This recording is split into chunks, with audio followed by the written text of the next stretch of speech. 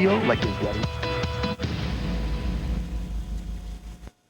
The O'Reilly Factor is on tonight. 4 high school students suspended for lascivious conduct file a federal lawsuit against their school district. We'll tell you about it. Disturbing information about the Centers for Disease Control. Are they really protecting us from harm? Some evidence says no. Is Osama bin Laden hiding in Pakistan? A new report says he's there and people know it. And is Robert Blake innocent? Caution, you're about to enter a no-spin zone. Factor begins in 90 seconds.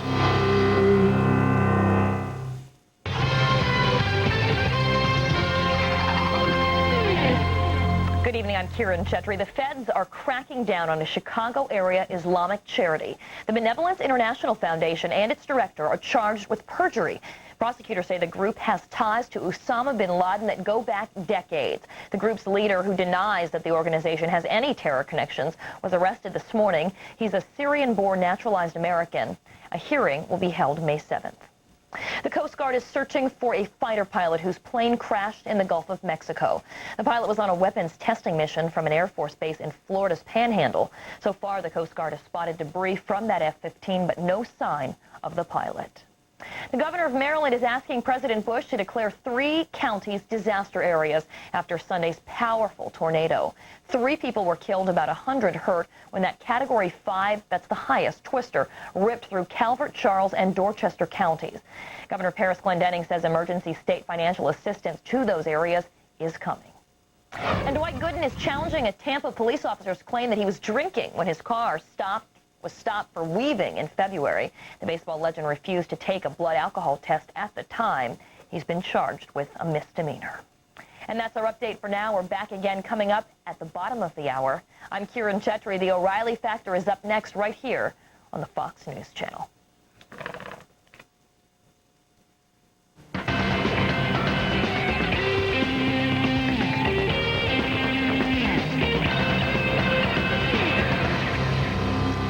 Hi, I'm Bill O'Reilly. Thank you for watching us tonight. Blessed are the peacemakers. I don't know about you, but I'm getting tired of revenge tactics in the Middle East, and I believe President Bush is correct in urging both sides to compromise in an effort to stop the killing.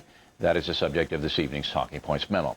Dr. Brian Berger, who teaches at Harvard Med School, writes, Bill, I can't believe you said you want to give peace a chance. Israel needs to rid itself of the cancer that is Arafat's terrorist Palestinian Authority. So, Doctor, you believe that Israel should kill or exile all the Palestinians who support Arafat? It's about 3 million people right now, as most Palestinians live in poverty and blame Israel for their plight. Let's be realistic here. Life is not fair. Israel has a right to defend itself, and I support the punitive action it has taken against the PLO, which obviously encourages terrorism and in some cases actually commits murder. During the past few weeks, Israel has badly damaged the PLO and can do even more harm anytime it wants. But Israel will never destroy the terrorist underground by military action, never. Thus, by failing to compromise, Israel assures itself of continuous violence against its own citizens. Now, any compromise might not work, everybody knows that. But if Israel offers the same deal it did in the Clinton negotiation, and this time the PLO accepts, at least there is a structure for peace and official recognition from other Arab states. That's what the goal should be, to create a structure whereby violence is diminished. Israel will never be able to kill its way out of this mess. It will never be able to deny Palestinians autonomy in the region. Eventually, Israel will have to compromise. Why not start now? Again, if Hamas and Hezbollah continue to murder after Israel has offered a fair peace deal, then by all means Israel should punish the Palestinians again. And this time the United States should fully back the action. Remember, while peace negotiations were underway in the late 90s, the suicide bombings stopped. Most Palestinians want peace, and most Israelis want peace. So it's time for those in charge to begin negotiation. And that's a memo. Now for the top story tonight. Lewd and lascivious conduct in a federal lawsuit. 5 students at Wellington High School outside of Cleveland were suspended for 10 days because they took pictures of a female student stripping in a private home. That girl was also suspended. The incident took place on April 12th, and now 4 of the boys have filed a federal lawsuit claiming their rights have been violated by the school district. Joining us now from Cleveland is 17-year-old Brandon Sipes, one of the plaintiffs, and his attorney, Avery Freedom. All right, Brandon, this happened after school, right? At whose house? I was at my friend's Tom Murray's. All right, and you were there with Five other guys? Four other guys? Yes. And there was a girl there, right? Yeah. Okay, tell us what happened after that. We were sitting there watching TV and listening to music, and the girl began to take her clothes off. Why? I don't know. Oh, come on. I mean, she just be able to strip? Was she drunk? I mean, what? No, there was no alcohol or anything. Well, you don't know why? Didn't anybody say, why are you taking your clothes off? Well, we were all stunned at the time. We didn't, think. We were just like, wow. All right, what happened after that? And then a kid named Brandon Moriarty had taken a camera out of the school, and he got that out and begun taking pictures of her. What kind of camera? It's a digital camera, so there's no film used. So still camera. She took pictures, this guy took pictures of this girl. This girl stripped naked? Yes. And nobody said, why are you doing this? No. All right. You got the pictures. You took some pictures too? The camera was passed to me, and I snapped it a couple times, and I set it down, and then that was it. All right. How many pictures do you have? I don't know how many pictures. All right, give me approximate how many pictures. 7 or so. All right. And what did you do after that? We went to Ames, and then after that we went to a party, and the pictures were taken out by someone else, and her and someone else had shown the pictures at the party. Because she was at the party? Yes. And she took the pictures, and you guys passed out the pictures so everybody saw them? They weren't passed out. They were shown on the disc, from the disc. All right. Now, then everybody went home, and that was that, right? Yes. How did the school get involved? Just by word. So the school found out you guys did it, they called you in, and then what did they say? And they suspended us, everyone that was there, for 10 days, which is the maximum by law. Did they tell you why you were being suspended? Because we didn't walk away. You didn't walk away from what? We didn't walk away from the pictures being taken, nor the girl taking off her clothes. Is there a school rule that says you have to do that? There's nothing in the student handbook even about taking pictures. All right. Now, the girl herself, is she... You see, I can't understand, I don't think the audience is understanding why any girl would do this. We didn't know either. Do you know this girl? This is the first time I've ever ran into her. All right. She got suspended as well, right? Yes. Okay. Now, counselor, the school says, and we should say we invited them to appear, but they, give the old song and dance about litigation. They declined. Yeah, of course. Yeah. But they say, look, a school camera was involved. The students obviously were all in the high school, and this was conduct that cannot be accepted. And I kind of agree with that. Where am I going wrong? Where you're going wrong is that this was in a private home over the weekend. This has nothing to do with a school function. It has nothing to do with the school. What happened is that the kids were called in. They were given the same punishment as if you brought a gun to school. And they said, if you appeal this, we're going to call the cops. Well, that's exactly what they did. The parents appealed. The police came in. They said, there's no crime here. And the kids were booted out of school. Booted out of school without a rule, without school property, without a school function. This has nothing to do with the school. In fact, it violates the 14th Amendment to the Constitution. All right, well, that's of the what you United say. States. But I say that it does have something to do with the school because they used a school camera. Well, first of all, they didn't use a school camera. The fact is, one kid who's not a plaintiff here took the camera out. Well, you just heard Brandon say he took pictures with the camera as well. He didn't know it was the school camera. It doesn't matter. Anyway, it didn't happen on school ground, Bill. And the fact is that the school cannot discipline children if it's not a school function. That's why moms and dads do what they do. Is there a state law that says that? I don't think there is. It's not a state law. It's a federal law that prohibits government from overreaching into private affairs. But that's Bill. your opinion that they overreached. In my opinion, the student took the camera from the school, used the camera for a lewd and lascivious purpose. Yeah. All right. Damaged the girl, and I still don't understand what Damaged this girl the did. girl. Yeah, the girl voluntarily did it. Doesn't matter. The girl's a minor. Girl's a minor, counselor. I agree. Now, She's a world? minor, and they damaged the girl by showing these pictures that were taken with a school And camera. what does that have to do with the school, Bill? It has to do with the school because the action began with the school camera taken by a student off the campus. If I'm the principal, I do the same thing. You want to know something? Then you're going to be a defendant in a federal courtroom. All right, and I'll win. No, you're going to lose. And the precedent establishes that unless it's on school authority at a school function, you have no right as an overreaching ministerial government bureaucrat to go into the private lives of individuals in their private homes. Well, listen, if you take school property, no matter what it is, and do something that reflects badly on the school, which this does, all right, the principal of the school has a right to intervene and put a disciplinary action on that action. Really, if you have a rule concerning that, I would agree with you. But you're making this thing up. There is no rule. No, I'm not making it up. I'm Sure saying, you are. look, the school, by extension of its property, all right, is involved in the action by the extension of its property. That's a preposterous contention. It's not. There's no support in the You're law for going to that, lose. Bill. Like, we were on your side on the other one, but Well, you this know one what? you're We're going to win lose. this one too, Bill. No, you're going to lose. And the reason is because the school has a right to govern the behavior of its students when the students are using the school's property, whether it's on campus or off. Of course Well, they do. There is no support for that. I understand what you're saying. It doesn't make any sense to me.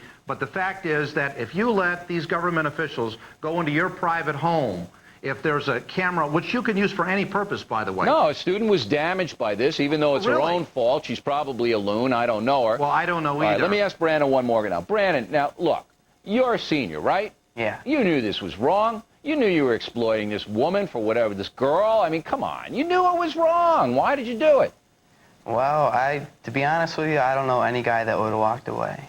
You don't know anybody who would have been a gentleman in this matter? You don't know one person who would have said, hey, this is wrong, something wrong with this girl, she's taking her clothes off in front of 5 guys. You don't know anybody who would not I done don't that? even think the school officials would have walked Well, away. I know, I'm talking about you. Come on. A gentleman would have obviously taken her aside and said, look, this is ridiculous, and a gentleman would not have shown us pictures. Don't you agree? Well, I wasn't part of the one that showed the pictures, so I wasn't even there when they We'll started. have a new rule, Bill. The Bill O'Reilly leave when a girl takes her clothes off in your private home over You the know what weekend. we should have, Counselor and Brandon? Yeah. We should have a new rule that says people should be kind to each other I and agree. not exploit troubled youth. Exactly and I think right. Brandon knows better, and I think you know better, Counselor. I agree, and that's we'll why the see. school's going to lose. All right, we'll see how it turns out. We Okay. appreciate you coming on, Nice to taking see the you, fire. Bill. Right. Thanks. Next on the rundown, the Center for Disease Control is supposed to be looking out for us, but is it? Wait till you hear our report coming up next.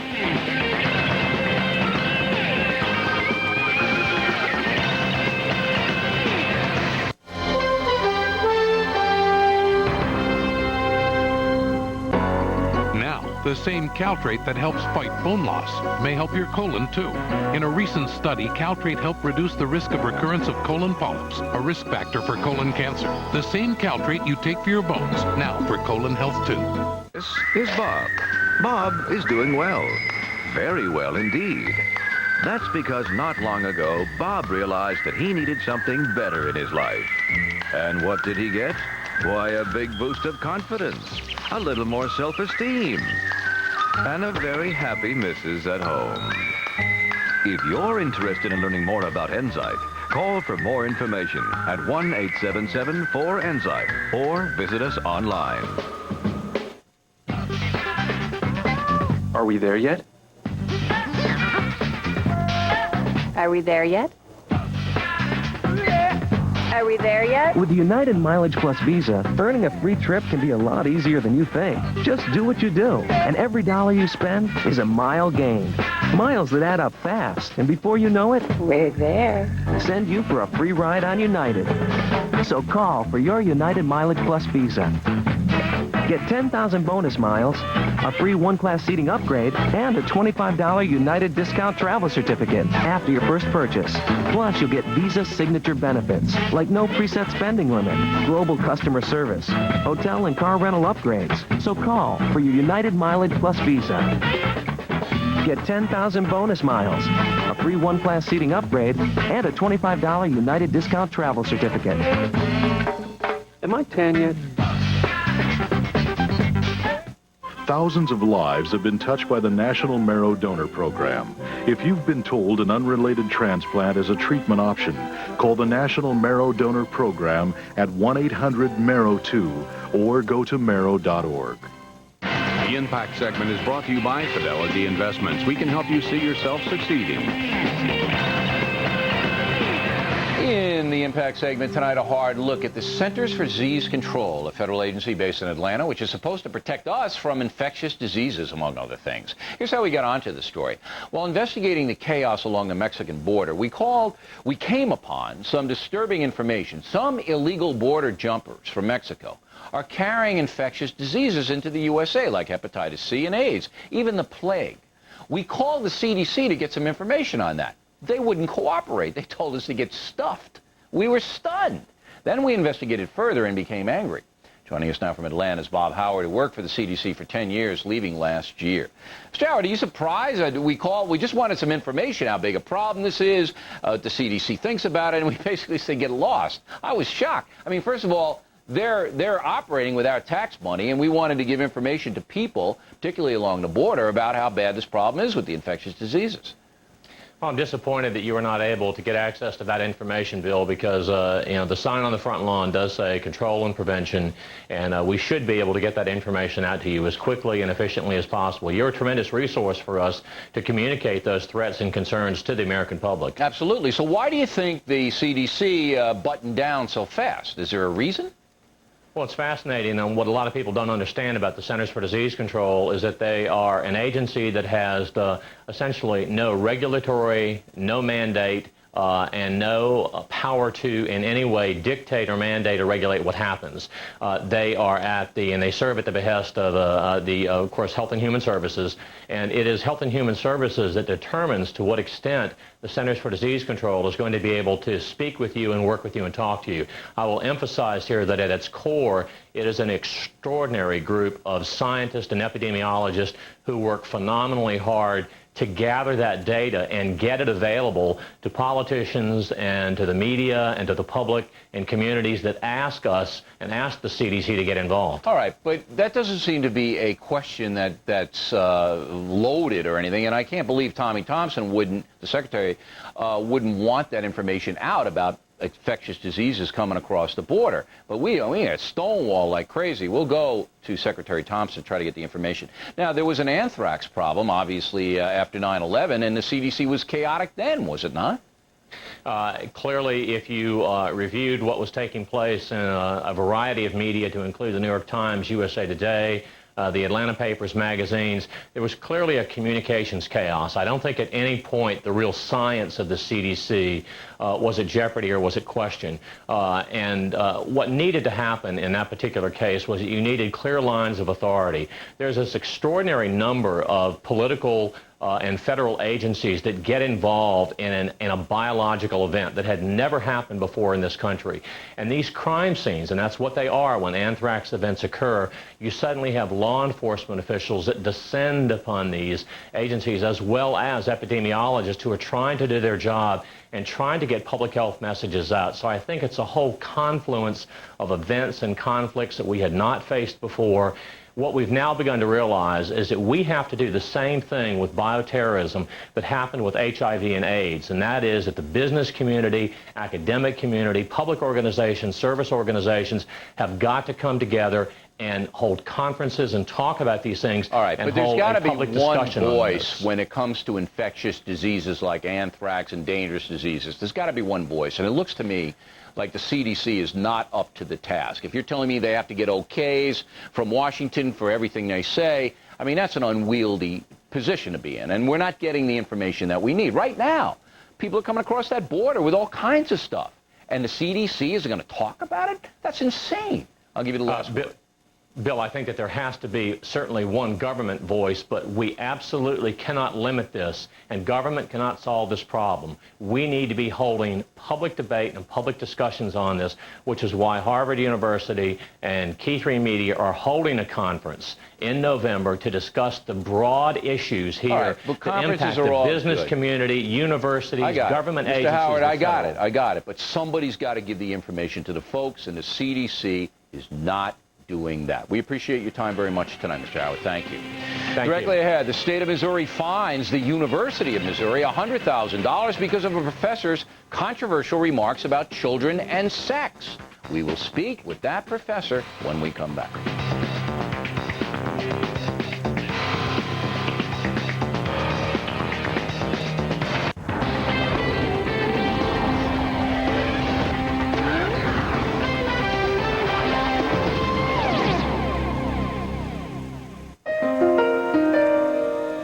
They both worked their way up the ladder. Same executive perks, same six-figure salaries.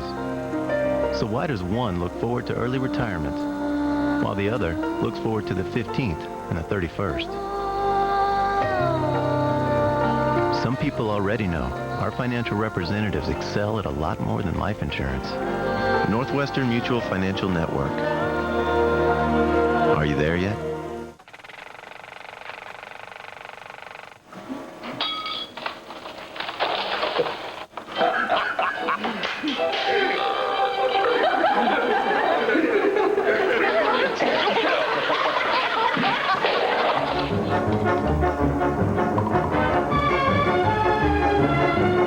Hundreds of movies, millions of emotions. Stars Super PAC. More new hit movies than HBO or Showtime. Call 1-800-SUPER PAC. The lawn will look great by the time you get back, I promise. It'll take a new lawn to keep that promise. Your grass got you down? Keep that promise with the new and affordable lawn exchange from ProGrass. ProGrass, your Northwest lawn experts for decades, are pros at turning troubled lawns into gorgeous grass. Lawn exchange is affordable and fast. We're done in a day. Your new lawn is just a call away, so order the lawn exchange at 800-ProGrass. ProGrass, we build lawns from the ground up.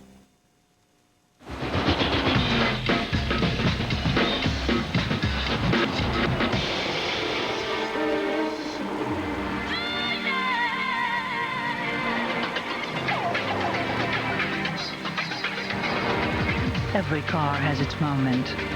This one has thousands per second. The new BMW 3 Series.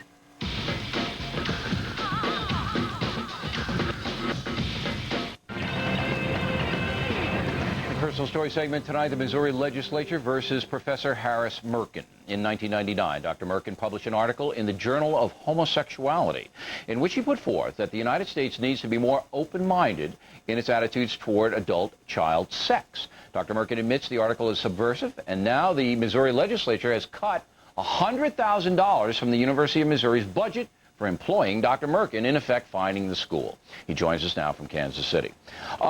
You know, look, this is a loaded topic, especially with the Catholic Church situation now. I mean, I'm a pretty black and white guy here. I don't believe that children have any capacity to have sexual relations, and that pedophilia is absolutely abhorrent in my opinion.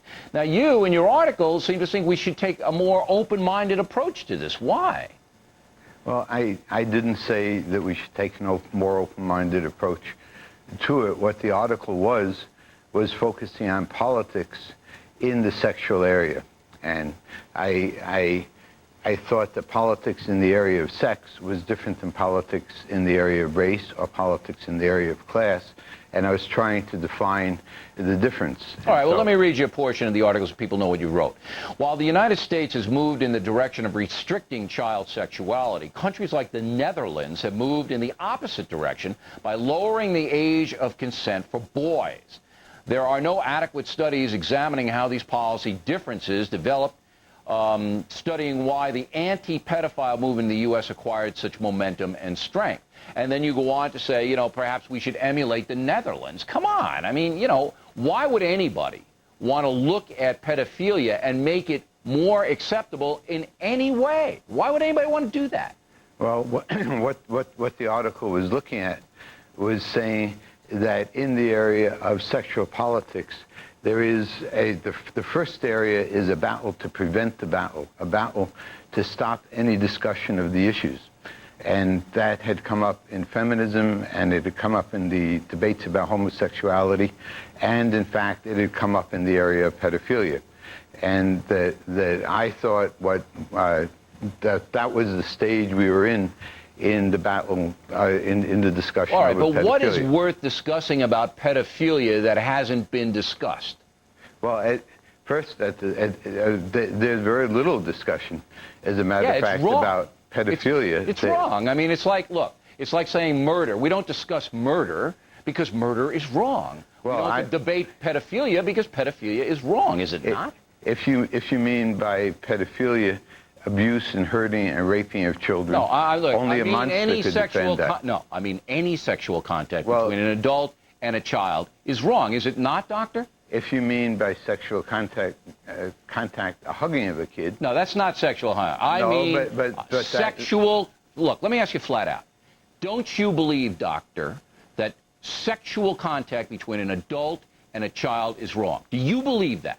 Do you mean an adult raping a child? Yes, that's Not a horrible yeah, thing. rape, but fondling any kind of sexual gratification at all, any kind, isn't it wrong? What I said in the article and what I think is that there are a number of distinctions that have to be made. There's a difference between a 6-year-old and a 16-year-old.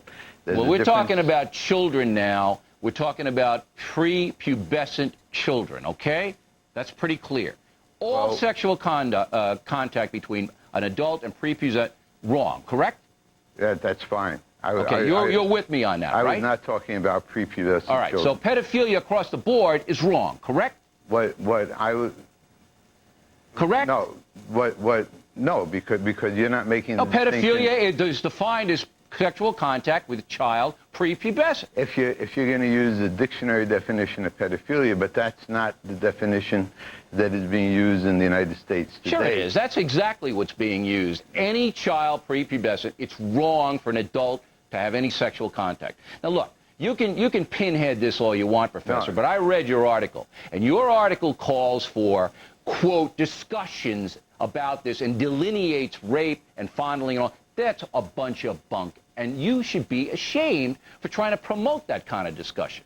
No, my article does call for discussion of the issues that are involved and defining what we mean by a child, what we mean by sex, what kinds of things are permissible, and for talking about it. And my article does call for the making of distinctions in different things.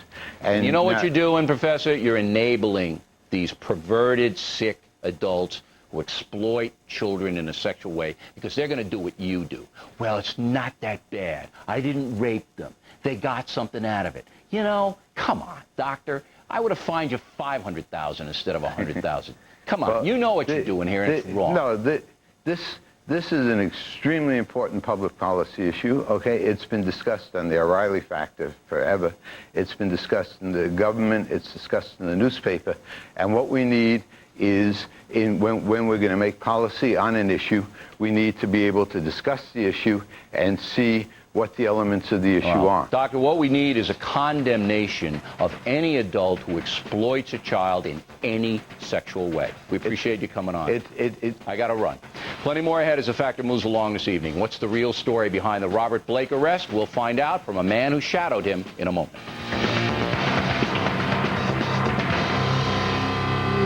Hi, Billy Mays here for OxyClean, the stain specialist. Activate the stain-removing power by adding warm water. Use OxyClean in a solution to take out spots and stains. It even takes grape juice out of your favorite cotton shirt. Chlorine bleach can damage your clothes. With just one splash, you can ruin a pair of jeans.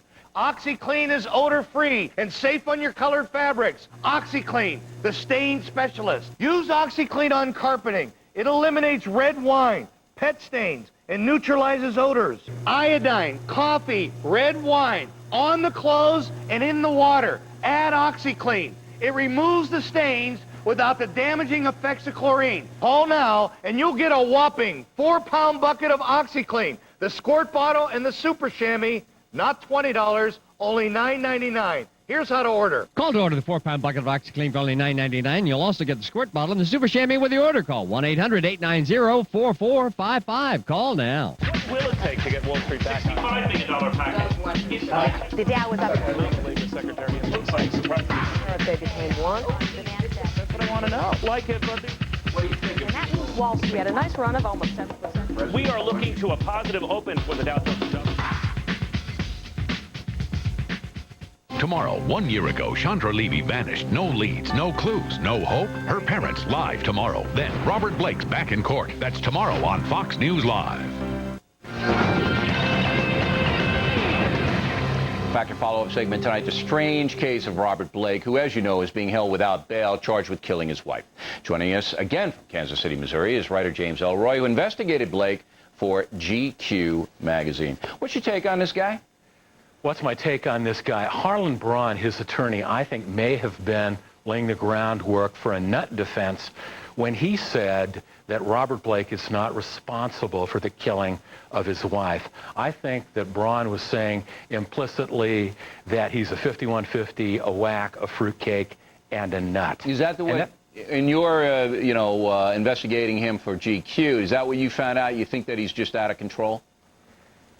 I don't think this is the O.J. Simpson case, Bill. I think it's rancorous and, frankly, raggedy ass. And I think what it's going to be is a media event that is defined and discussed almost solely by its stature as a media event and comparable to other murders. Okay, but now I understand that they found residue from the gun on his clothing and hands, which would be enough to convict him. Are you hearing that?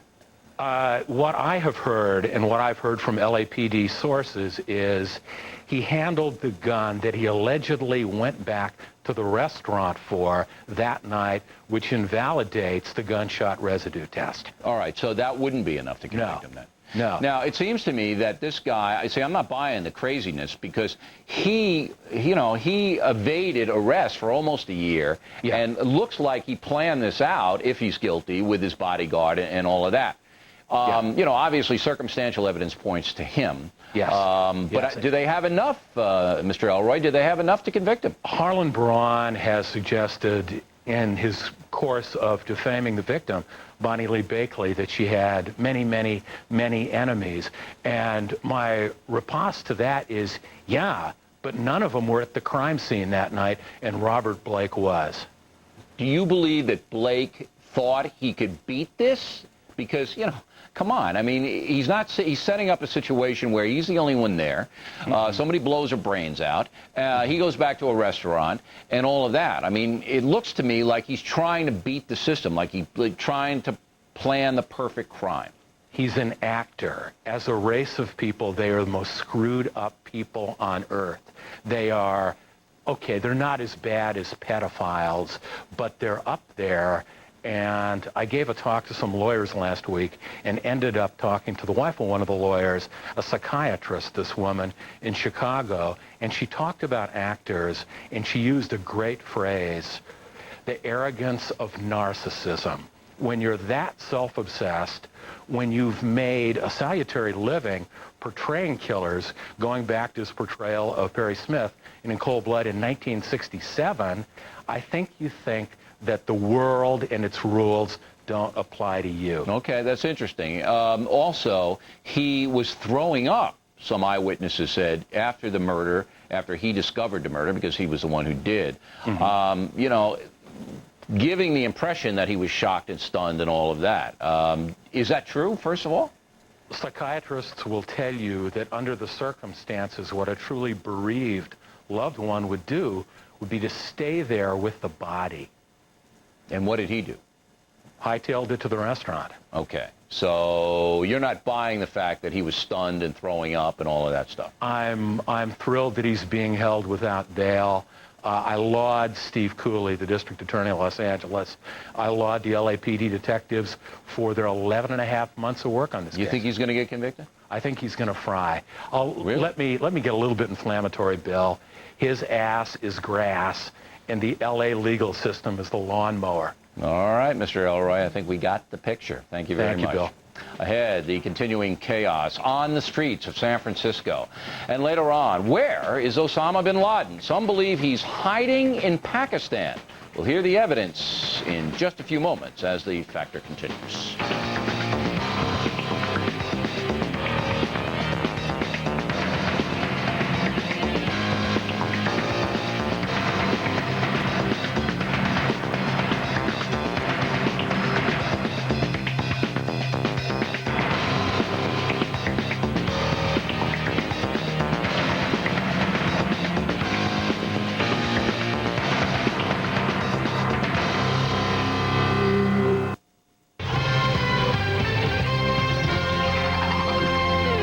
Good evening, I'm Kiran Chetri. The UN Secretary General says he's close to giving up on sending a fact-finding team to Jenin.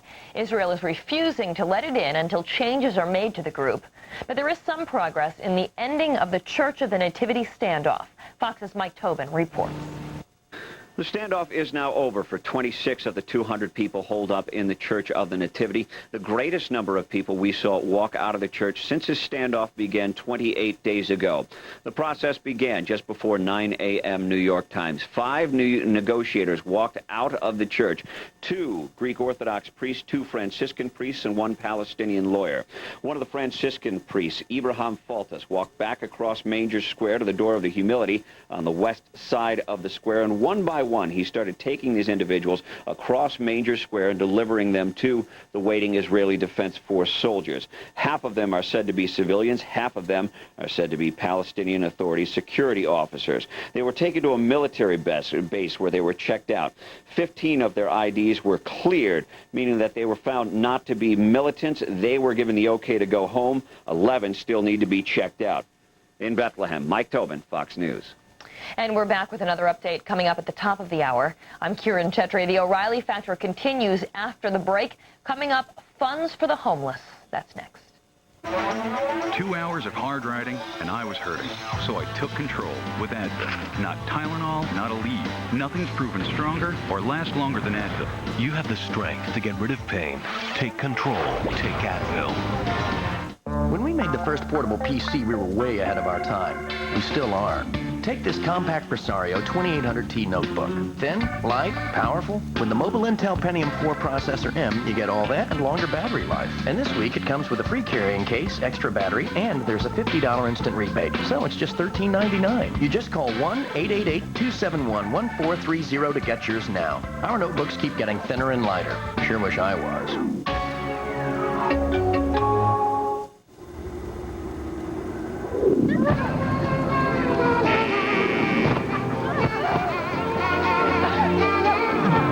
At FoxSports.com, our fantasy sports are just a little different.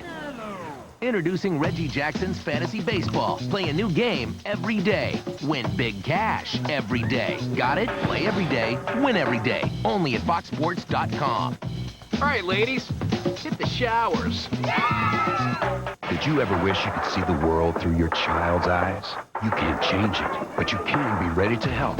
Call the Girls and Boys Town National Hotline, 1-800-448-3000, so your teen can see the world through your eyes. Thanks for staying with us. And Bill O'Reilly in the Unresolved Problem segment tonight, the continuing chaos on the streets of San Francisco. The Factor has been reporting on the homeless problem there. A published report says the city spends $200 million taxpayer dollars a year aiding or enabling the homeless population, depending on your point of view. By contrast, the city of Houston, a far larger town, spends $20 million on the homeless. Joining us now from San Francisco is Reverend Amos Brown, a former city supervisor who knows the inside story. You know, I've always said this on The Factor. San Francisco is one of my favorite cities, beautiful setting. I used to love to go there. And now when I go there, I see people defecating in the streets. I see people shooting up drugs. It's really a horror show. And with all of this money being spent on the homeless, it doesn't seem to me that the problem is getting any better. Am I wrong? Well, we're going to bring it to a screeching halt, and the problem will get better. Mayor Brown has supported an initiative that I have authored to get homeless people off of the streets and onto a ship, the Protus, that can accommodate 1,200 persons. This will serve as a transitional, comprehensive treatment program that will house homeless persons, and we will be able to better define the nature of the problem and provide the appropriate services. All right, so you're going to have this big ship dock in San Francisco Bay. Now, are you going to force the homeless people there, or, you know, they're just going to kind of walk up the little plank into the ship? Well, I think that we will justifiably crack down on these violations of quality of life measures. Supervisor Tony Hall, who succeeded me on the board, along with other colleagues there, and Gavin Newsom, are really taking direct steps now to see if we can get on the ballot a measure that would prohibit this kind of all right, so you're going to get tough on the street and not let these people run wild, and then by necessity they'll have to come to you. Sounds like a strategy, but I don't know if it's ever going to pass. Now, you've used the words reckless compassion to describe the political climate in San Francisco. What does that mean? Well, there's a group of homeless advocates who will never come to common ground on this problem of homelessness. They seek to reduce it to just providing housing, and we know very well that many of the persons who are homeless are veterans, mentally ill, or they unfortunately involved in alcohol and drug abuse. So that to suggest that the problem can be resolved by just putting a person in a house, I think is not responsible, and it gives the aura and the image of being compassionate, but actually it's arrogant and is doing a disservice to people who should be held accountable and responsible for their behavior. Absolutely. Whether they live on the streets or in the house. And it hurts the good people of San Francisco who work for a living and don't want their children to go out and see this kind of behavior right outside their front door. I mean, that's what offends me. I mean, children should not be looking at this kind of stuff. They don't understand what this is frightening to them. The other problem is that you have a system in San Francisco that basically denies it's society's fault. I mean, you sit on your head. I mean, these people have to, the ones that aren't mentally ill, have to say, you know, take some responsibility for their state. But by giving $200 million to them, people homeless from other parts of the country actually come to San Francisco to get on the gravy train. Do they not? That's the reason why when I was on the Board of Supervisors, I supported Proposition E that would have taken cash out of the hands of homeless persons and provided services. Actually, I got a lot of heat from that, but I think that I was very much prophetic in that now Supervisor Gavin Newsom is adopting all of the measures that I introduced basically when I was on but there's the city of San Francisco still giving some homeless $350 a month, and they got to sweep the streets. But a lot of them don't even do that. Yes, but that may not appear to be a whole lot of money, but the thing that bothers me is that they're using this money for drugs and for liquor, and we become codependent. I mean, what I don't understand is why there hasn't been an outcry from the citizens of San Francisco themselves. There doesn't seem to be that. I mean, visitors like me go there and they go, this is awful. But there doesn't seem to be that outcry from within. Why is that? But the climate has changed now, particularly since 9/11. You know, our main industry here is tourism, and we were down about 50% in terms of hotel occupancy, and the monies were not coming in. So a lot of people say, hey, we can't let this homeless problem cause us to go down the tube or the drain, if you please, by the irresponsible behavior of persons who will not take responsibility for their lives. So actually, the climate is changing, and I think that if this measure goes on the ballot that Supervisor Newsom is pushing now, that it will pass this fall, calling for a more humane, sensible, and responsible public policy on the issue of homelessness. Okay, I'd be very interested to see if that passes, because the city of San Francisco is one of the most liberal cities in the country. It does believe society is at fault for everything, that personal responsibility is really not in play, and that, of course, is insane. Now, the basic problem, as I see it, that homelessness not only in your city, but in all cities in the country, is that people don't want to be criticized or be like, I'm going to get letters tomorrow, Reverend. You won't get them, I don't think, but I will get them. So you are a mean guy, O'Reilly. You're a judgmental guy. These people have a disease. It's not their fault. We should be helping them. But isn't help only provided to those who want it? You see what I mean? I don't believe that a lot of the homeless want help. They like shooting up heroin. They like not going to work. They like roaming around town doing what they want to do. Am I wrong? Well, you have many who are in that category, but there are others who are sincere people who have fallen on hard times. But my concern is that as long as a person is able to get around, can breathe, we should hold that person accountable and responsible, just as I am held accountable and responsible. But wouldn't it be an interesting experiment for your boat to show up in San Francisco Bay next week, okay, before this other measure was passed that made it tough on the street, and to see how many homeless in San Francisco would go to your ship where you're going to feed them, where you're going to give them a room, but you're going to clean them up? Wouldn't it be interesting to see how many people, Reverend, went to that ship? Put a percentage on it. Of the homeless in San Francisco, how many do you think would take advantage of your offer with no prodding? How many? I would say about 75 to 80%. Really? You know what I would say? What would you 35%. Well, at my church, I house every night about 125, and there are 5 other faith-based communities that are housing persons. But you do have, Bill, those street dwellers who will not go into a house. They made staying on the street their lifestyle. Hardcore. And I feel that if they're there, they must be held accountable and responsible. So you're going to hold them accountable on that ship. You're going to say you got to clean it up. You're not allowed to shoot heroin in the room. You're not allowed to drink the gin in the room. I'm telling you, Reverend, it's 35% tops, but I could be wrong. Hey, we appreciate your good work. It's a really good idea, and I hope you get it off the ground on that ship. I hope the people of San Francisco come to their senses. Thank you, Reverend. Thank you very much. Upcoming is Osama bin Laden hiding in Pakistan. We'll hear the evidence so you can decide if it's got any credibility when we come back.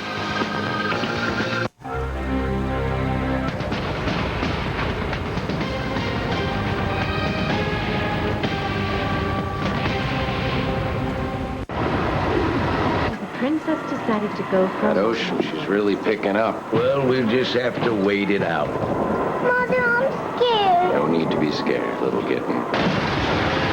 We have to get to safety! That is grand, Grandpa! Hurry, everyone! Get in! Where was I? And so the princess picked up her basket of apples and felt safe once again. For her new friends, the fairies, had shown her the way home. The future comes down to 2 things: the opportunity to make a decent living and schools that give our kids the right start. That's especially true in tough times. That's why I push for job training programs to help reduce unemployment and to restore daycare for working single moms. As Democratic leader of the Education Budget Committee, I fought hardest to prioritize local school funding and to protect Head Start, so kids get to school ready to learn. Good jobs, good schools. That's where it all starts. Moo. For an incredible bargain on a computer, just call Gateway. Because right now you can get a Gateway 300 LE desktop fully loaded with an Intel Celeron processor, CD burner, and a monitor, all for just $599. That's right, a Gateway computer with a CD burner and a monitor for just $599. But hurry, this deal won't last forever, so call Gateway today. Hurry, offer ends soon. What if a local sports network was at your fingertips? ESPN Clubhouse gets you the inside scoop. Get all the local news and stories on your team. Any sport, anytime. Pros, college, it's your call. Log on to ESPN.com and link to your favorite Clubhouse today. Sponsored locally by Tonkin.com. Link through the Blazer Clubhouse on ESPN.com to Tonkin.com. The highest unemployment in America, 35,000 lost jobs. John Kitzhaber wants a tax increase. Jack Roberts balanced a budget without new taxes. Experienced. As Labor Commissioner, Jack Roberts cut wasteful spending, eliminated red tape, created more jobs. As governor, I'll control spending, cut taxes to create jobs, and get this economy moving again. Our best days are still ahead of us. But Oregon doesn't need a new tax. Oregon needs a new governor. The back of the book segment tonight, despite the spin from the Bush administration, it is a major embarrassment that the United States has not captured Osama bin Laden and Mullah Omar, the 2 big villains in the 9/11 attacks. The Washington Times is reporting that bin Laden is alive and hiding in Pakistan. Joining us now from Washington is Arnaud de Bourgras, the reporter on the story. Do you believe that he's alive, and why? I really do, Bill. I've been a reporter now for over 50 years. I've spent a lot of time in the subcontinent, covered every war there, and my source for this particular story is a tribal leader whose tribe numbers over 600,000. He's also a national political figure, and he's never misled me in the past. He knows what's going on in Peshawar. Why doesn't he turn him in for the $25 million? Nobody really believes the $25 million, incidentally. I've yet to find someone who takes the $25 million seriously. Yeah, but I mean, you take a shot. I mean, I would. Yeah, if you turn him in, I mean, and the government doesn't pony up, you can... He's one of the few tribal leaders I know who doesn't believe in that kind of payment. He lives very modestly. He almost lives in a hovel in a village near Peshawar.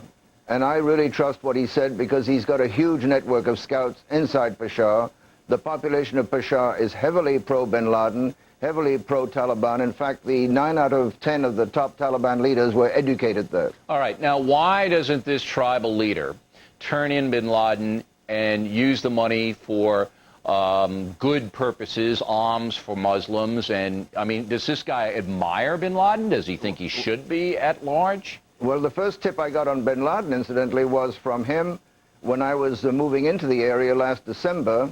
On December 9th is when Osama bin Laden is alleged to have come out of the Tora Bora mountain range. I was up in that area looking for Afghan Arabs who might be trying to escape through the Tira Valley, the most inaccessible part of Pakistan. And this same tribal leader told me, please don't go into this valley. You will almost certainly be kidnapped for ransom. And there was a party of 3 of us, all UPI. So I decided to bypass the Tira Valley, went up to this Parrot's Beak, which is the finger of land Pakistani land that juts out into Afghanistan. And apparently I missed him by 2 days because he apparently came out on December 9th with a party of 50 bodyguards. They got into smaller vehicles and disappeared into Peshawar, which was about a 2-hour drive away. And you think he's there now? I'm convinced that he is. All right, now, that he is. if you publish this, now you know the CIA is reading your stuff and they know what you know, so why don't they go in and grab him? Well, I'm sure that the CIA has gotten in touch with this particular tribal leader because they know exactly who he is. And why don't they grab him then? Well, because it's a city of 3.5 million. It's a gigantic slum. He's very well protected. I think he even has some rogue elements of the Inter-Services Intelligence Agency, the infamous ISI, protecting him. So it's not that easy. You just don't go into Peshawar and try to find this guy. Do you think Musharraf knows where he is? It's like hiding someone in... I think that Musharraf must know that he is in Peshawar at this point. All right. So do you think Musharraf's protecting him because he's, for some reason? Because if that happened, all hell would break loose. No, Bill, I don't think that Musharraf himself is protecting him, but I think certain elements of ISI are protecting him. But is Musharraf strong enough to overcome those elements and bring in his guys, like they did that raid 3 or 4 weeks ago? We nailed that top Taliban guy, an al-Qaeda guy. I mean, is Musharraf strong enough to break through that protection and grab him? Well, you know, Musharraf gave orders to everyone to pull out all the stops to try to find Danny Pearl's kidnappers and then executioners in the city of Karachi, which is 13 million people. And they never did find him. To this day, they don't know what happened to the body, and they don't know where he was executed. So you're telling me that Musharraf basically doesn't have control, full control anyway, of the underground in Pakistan? That is correct. All right. Now, Bin Laden himself, do you hear that he's healthy? I mean, he's supposed to have a dialysis problem, kidney problem. You know. Well, my source last week, the story that you're talking about was published last week. I just returned from Pakistan, and my source told me that he had constant medical attention. But beyond that, he didn't know. Okay. Is the feeling that the warlord told you, is the feeling that he's going to try to move? Because now that it's out where he is, it seems to me that if I were him, I'd be looking to move. Or he might be already out of there. Well, I hope to get more news in the next day or two, and I may return. I came back because at that point I had some commitments in Washington, but I'm on standby to return. Okay. Are you confident that the United States will get him? I'm pretty confident at this point, 1, that he's in Peshawar, and 2, that we will eventually get him. And the reason why I think he's alive and in Peshawar is because if he were dead, word would have gotten out among his troops and among the people that the U.S. is interrogating. Okay. Now, if we capture him, will that ignite any other terrorism? So we've been pretty safe now for 7 months after 9/11. And we really don't know why. It could be, increased security in the United States. But no, 7 months, Bill, is not much of a yardstick. If you remember what happened at the embassies in Africa, Tanzania, and Kenya, the time lapse that then took us to the USS Cole in Aden in October of the year 2000, and then the next thing being the World Trade Center and the Pentagon, there's a fairly large time gap between all of these incidents. Do you believe that a capture of bin Laden would touch off another spate of terrorism? Yeah, well, a major terrorist incident is bound to happen, but I'm not looking for that to happen in the United States. I'm looking for something to happen in the Persian Gulf, especially in relation to the Saudi oil installations such as Ras Tanura, the Saudi oil terminal, Abqaiq, which is the nerve center of the Saudi oil complex, or sinking a supertanker in the Straits of Hormuz. Those are eminently feasible things. All right, if you find out anything about Osama, Mr. de Borgrab, please let us know. We appreciate your time tonight. Next, we'll wrap things up, the most ridiculous item of the day, and some of your mail.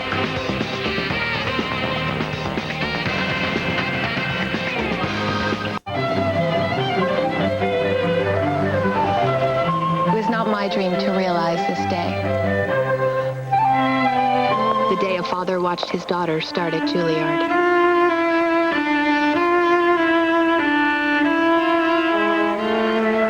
But I embraced that dream with unwavering attention and made it my own, because that was the dream of my client. And that's what I do at Morgan Stanley.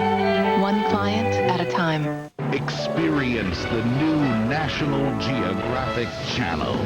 Spectacular new shows. Around-the-clock adventure. The continuing story of life on Earth every day of the week. A new channel. A new National Geographic. Log on to nationalgeographic.com and request the new NGC. Always wonder. Anybody who wants to know all sides of a story, who doesn't want to be told what to think, who wants to be given a lot of different options and a lot of different scenarios, I think anybody who's looking for that, the ability to make up his own mind on a particular story or on a particular event, that person is going to want to come to Fox News Channel. Tonight, earnings reports. We cut through the clutter and cut to the chase and show you how to read them right and pull a profit. Your World with Neil Cavuto.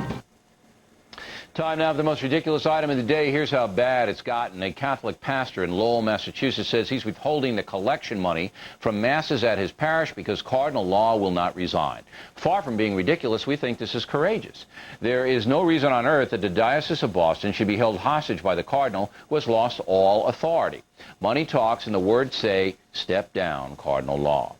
And finally tonight, the mail about the IRS allowing Jesse Jackson's nonprofit organization Push for Excellence to continue operating, even though by law its nonprofit status should be revoked.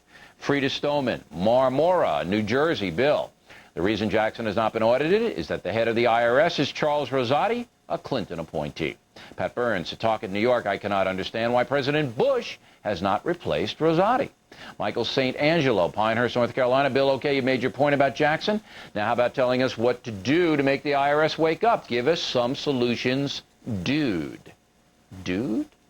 Well, Mr. St. Angelo, the only thing you can do is write your congressman and ask him point blank what he thinks about the situation. And please send me a reply if you get one. Tony Capozzi, Schiller Park, Illinois. Bill, why are you obsessed with Jesse Jackson? What has he done to you? Absolutely nothing, Mr. Capozzi, but what does that have to do with reporting on the powerful in this country? Jesse Jackson does not play by the same rules that you do. Doesn't it bother you? It's supposed to be equal justice under the law, not I'm powerful so I get to do what I want. Get it? About the United Way and the continuing money controversy, Cody Shirtleff, Midwest City, Oklahoma. Bill, I work for a company that would not give you a raise unless you donated 1 hour per day per pay period to the United Way. I know a shakedown when I see one. I work for a TV station and did the same thing, Mr. Shirtleff. I complained. They didn't like me. Greg Dwinell, Granby, Massachusetts. I am sure many organizations have a certain amount of waste and corruption. However, the United Way has been a godsend for my family. Sharon Bard, Old Town, Maine. Bill, could you tell me a worthy charity to give to? Well, I've always found that Habitat for Humanity is honest and effective, Miss Bard. Reverend Anthony Rowell, Saluda, South Carolina. Mr. O'Reilly, as a cleric, I thank you for keeping Cardinal Law's feet to the fire. Is he blind to the damage he is doing to Christianity? Well, yes, Reverend, he is. The Cardinal is a classic case of a person blinded by power. He sincerely believes he knows what is best for the church. Of course, he doesn't. Therefore, someone who knows better must remove him. That job should fall to the Pope. What say you, John Paul II? Linda Trace, North Miami, Florida. Bill, you said you only watch 3 programs. One is The Shield. What are the other 2? Linda, I watch news programs, but for entertainment, I go out of my way to watch NYPD Blue and Law & Order. Robert Fowler, Bridgetown, Barbados. Now I understand why it was so unusually hot down here last week. O'Reilly was vacationing in the Caribbean. Our cooling waters cannot cool your arrogance. Yeah, but me and my arrogance had a lot of fun, Mr. Fowler. And speaking of fun, how about that website? A barrel of fun and enjoyment and delight. www.foxnews.com/O'Reilly. My column for WorldNetDaily.com is on Paul McCartney. I went to his concert. Cost me major dollars. And I'll let you know what I thought. How about emailing us with some pithy comments? O'Reilly@foxnews.com. O'Reilly@foxnews.com. All right. Keep it pithy, name and town, all that stuff. Hannity and Combs up next. I can't quite see them, but I know they're warming up in the bullpen over there, so we want you to stay tuned for that, all right? That is it for us today. As always, thank you for watching the Fact